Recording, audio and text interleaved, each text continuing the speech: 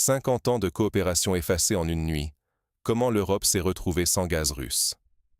Ce week-end, Gazprom a coupé le dernier robinet du gaz vers l'Autriche. Plus un seul mètre cube. L'Autriche, partenaire historique de la Russie, se retrouve brutalement à sec. Mais derrière cette annonce choc, il ne s'agit pas d'un simple désaccord commercial. C'est la fin d'un partenariat stratégique qui a résisté à la guerre froide, à la chute de l'URSS, à toutes les crises. Les Européens eux-mêmes ont joué un rôle clé dans cette rupture, en refusant de payer le gaz en roubles comme l'exigeait Moscou, après la vague de sanctions et le gel des actifs russes. Résultat? Gazprom a tout simplement fermé le robinet. Une décision qui marque un point de non-retour dans les relations énergétiques entre l'Europe et la Russie. Pour l'Europe, la menace est immédiate. Pénurie, flambée des prix, précarité énergétique et une perte d'influence sur la scène mondiale. Mais comment avons-nous pu en arriver là? Pour le comprendre, il faut revenir sur l'enchaînement des événements récents. Un partenariat solide, jusqu'au gel soudain du flux. Depuis plus de 50 ans, l'Autriche et la Russie incarnaient un modèle de coopération énergétique. En 1968, l'Autriche devenait le premier pays d'Europe occidentale à signer un contrat gazier avec l'URSS. Même la guerre froide, l'effondrement de l'Union soviétique, les crises politiques et économiques, rien n'avait entamé ce lien. Jusqu'à aujourd'hui. Tout a basculé en novembre 2023, quand la justice suédoise a interdit à OMV, le géant énergétique autrichien, de payer le gaz russe en roubles, comme l'exigeait Moscou. Mieux, OMV a profité de cette décision pour ne plus payer du tout, arguant que la somme due serait compensée par une amende imposée à Gazprom. Résultat? L'entreprise autrichienne a continué de recevoir du gaz gratuitement, jusqu'à ce que le crédit soit épuisé. Mais la réaction russe ne s'est pas fait attendre. Gazprom a immédiatement fermé le robinet. Plus une seule molécule ne traverse la frontière. Moscou l'a dit clairement. Fini la bienveillance. Pas d'argent, pas de gaz. Ce n'est plus seulement un conflit commercial, c'est une rupture du contrat, un coup porté à la crédibilité de l'Europe en tant que partenaire fiable. Un précédent qui risque de bouleverser la stabilité des échanges mondiaux et d'alimenter la méfiance bien au-delà du secteur de l'énergie. Mais quelle est la vraie nature du conflit? Est-ce seulement une question d'argent? Derrière les factures impayées, un affrontement de souveraineté. En 2022, Moscou pose ses conditions. Désormais, le gaz russe doit être payé en roubles. Une réponse directe au gel de ses avoirs et aux sanctions occidentales. Côté européen, Vienne refuse de céder. Pour Moscou, c'est bien plus qu'un simple désaccord commercial, c'est une rupture franche, un défi politique. La réaction russe ne tarde pas. Pas de paiement en roubles, pas de gaz. Et pas question pour la Russie de continuer à soutenir, même indirectement, des économies qui mènent contre elle une véritable guerre économique. Mais ce bras de fer ne se joue plus selon les règles d'avant. Moscou refuse toute procédure devant les tribunaux occidentaux et préfère porter l'affaire devant l'arbitrage de Saint-Pétersbourg, marquant une volonté de s'affranchir totalement des normes européennes. Ce choix envoie un message fort. Désormais, les relations commerciales seront dictées par le rapport de force, pas par les habitudes ou la confiance. Pour l'Autriche, l'heure est grave. Certes, les réserves de gaz sont quasiment pleines pour l'hiver, à 93%. Mais cela suffit-il? Tout dépend de la météo, et l'histoire récente nous rappelle que l'hiver peut être rude. L'Europe entre dans une nouvelle ère où la sécurité énergétique n'est plus garantie, où les marchés se fragmentent et où chaque État doit défendre sa souveraineté, parfois au prix fort. Face à cette rupture, quelles alternatives pour l'Autriche et l'Europe? Mais alors, l'Europe peut-elle vraiment tourner la page du gaz russe sans en payer le prix fort? Regardons l'Autriche d'abord. Jusqu'à l'an dernier, 80% de son gaz venait de Russie. Remplacer un tel volume du jour au lendemain? C'est impossible. Les alternatives ne sont pas légion. L'Autriche est désormais forcée de se tourner vers le marché mondial du gaz naturel liquéfié. Mais ici, les infrastructures manquent, les prix flambent et la concurrence est féroce.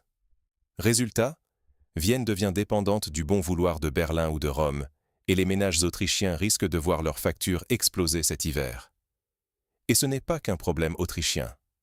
À l'échelle européenne, c'est tout le modèle industriel qui vacille.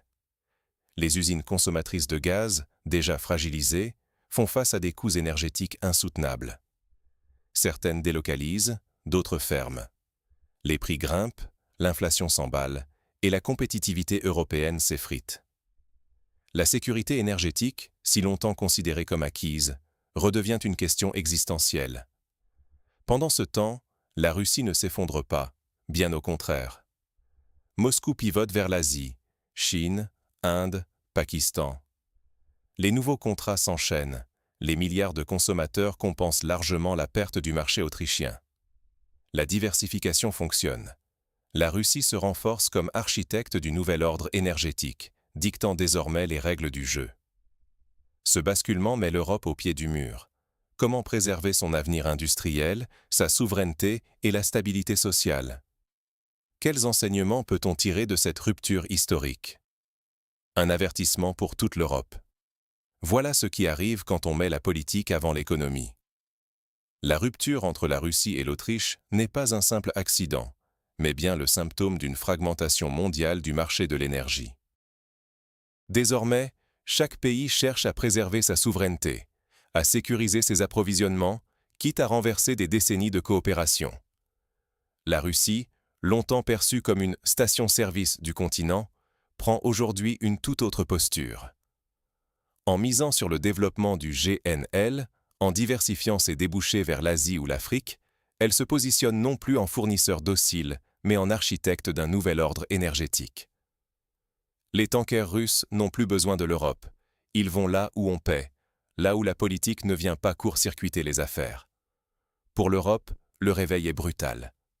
En s'isolant de la Russie, elle a perdu bien plus qu'un partenaire. Elle a sacrifié son influence, sa stabilité énergétique et, à terme, sa compétitivité industrielle. Les alternatives, importation d'outre-Atlantique, énergie renouvelable encore trop incertaine, s'avèrent coûteuses, parfois irrégulières, et exposent l'économie européenne à des risques inédits. Les conséquences se font déjà sentir. Hausse du coût de la vie, menaces sur des pans entiers de l'industrie, tensions sociales.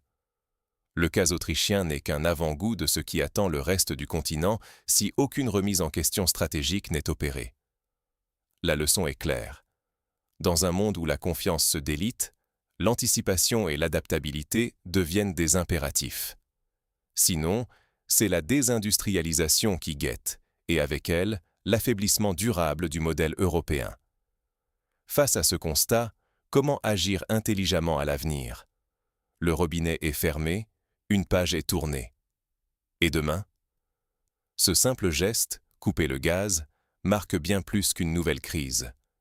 C'est la fin d'un chapitre vieux de 50 ans entre la Russie et l'Europe, et surtout le début d'une ère totalement inédite.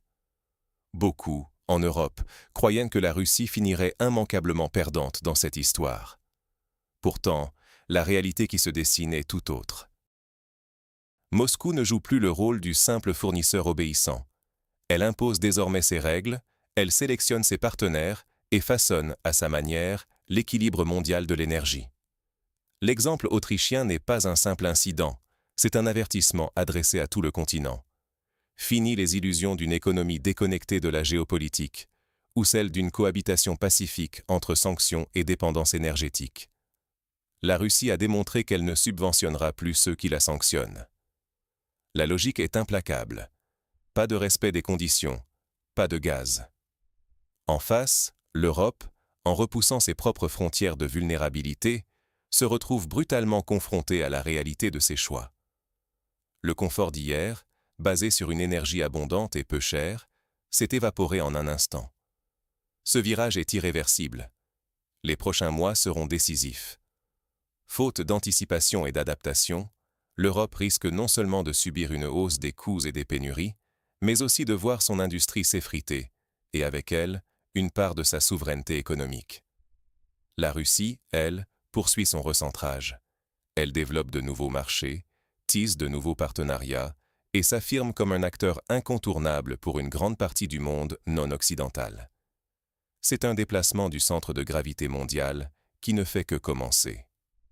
Face à cette nouvelle donne, rester passif serait la pire des options.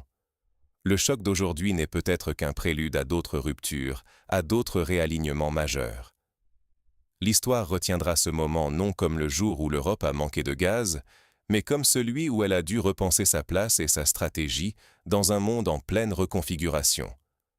La vigilance, la lucidité et l'action stratégique sont plus que jamais de mise. Peut-être est-ce là le vrai test de notre temps.